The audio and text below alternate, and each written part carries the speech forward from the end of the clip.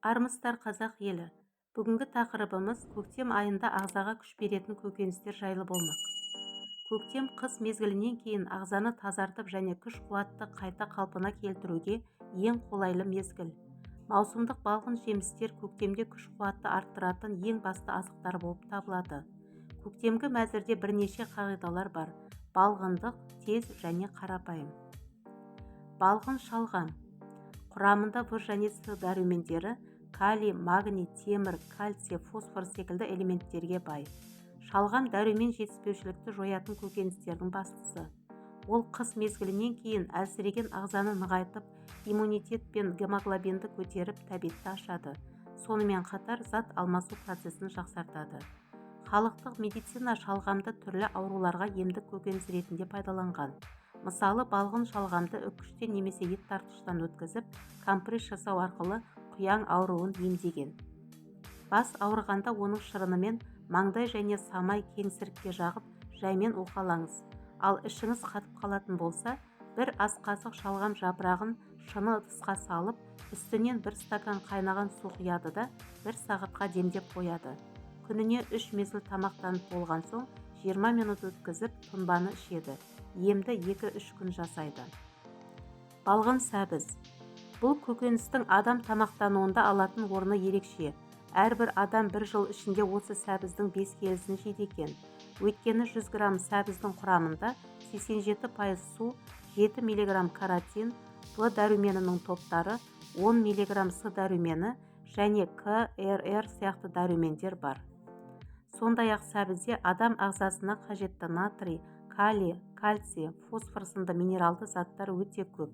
Ең бастысы, сәбіздің құрамында зат алмасуды реттейтін, адамның физикалық әрі ақыл-ой дамуына әсер ететін А дәрумені бар. Осыған орай сәбіздің түрлі ауруларға ем екені де белгілі. Буындардың қабынуында, өтке тас байланғанда, жүрек жетімсіздігінде сәбізді жеу өте пайдалы. Сондай-ақ түрлі тері ауруларында, күйік шалғанда сәбіздің шырынымен сүртсе, немесе жарақаттанған жерге таңып қойса жақсы көмектеседі. Сәбіз қаназдыққа таптырмайтын дәрі бола алады. Мұндайда сәбіз шырынын ішкен дұрыс.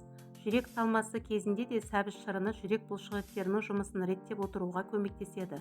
Сонымен бірге жүректің ұстамалы ауруында, тыныс демікпесі кезінде оның дәнін пайдалануға болады. Бір ас қасық сәбіз дәнін 1 стакан қайнаған суға демдеп, 12 сағат тоңдырып қою керек. Күніне 100 граммнан 5-6 рет ішіп отыру керек. Асқазан жарасы мен іш ауруын емдеу үшін сәбіз тамырынан 100 грамм ұнтақтап, күніне 2 рет тамаққа дейін қабылдауға болады. Немесе 100-150 грамм сәбіз шырынын ішсе де жетіп жатыр. Маусымдық қырыққабат. Қырыққабат та дәрумендерге бай көкөністердің бірі. Апельсин, лимон және мандаринге қарағанда қырыққабаттың құрамында С дәрумені өте көп. Оның шырынымен асқазан жарасын емдейді. Қырыққабат жапырақтары асқазан қыжылы кезінде жақсы көмектеседі. Тамақ ауруы кезінде ақбас қырыққабаттың 300 грамм жапырақтарынан алып, жұмсарғанша қайнату керек. Сөйтіп оны 30-35 градусқа дейін суытып, осы қайнатпаның 1 стаканына 3 шай қасық бал қосып араластыру керек. Күніне 4 реттен 1-2 стаканнан қабылдау керек, немесе тамақ ауруы жазылғанша іше берсе болады.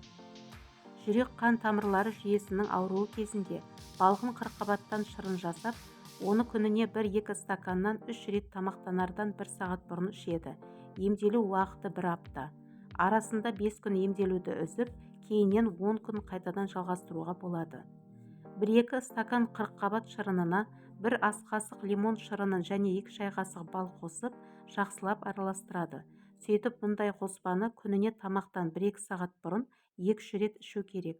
Емделу уақыты 2 апта.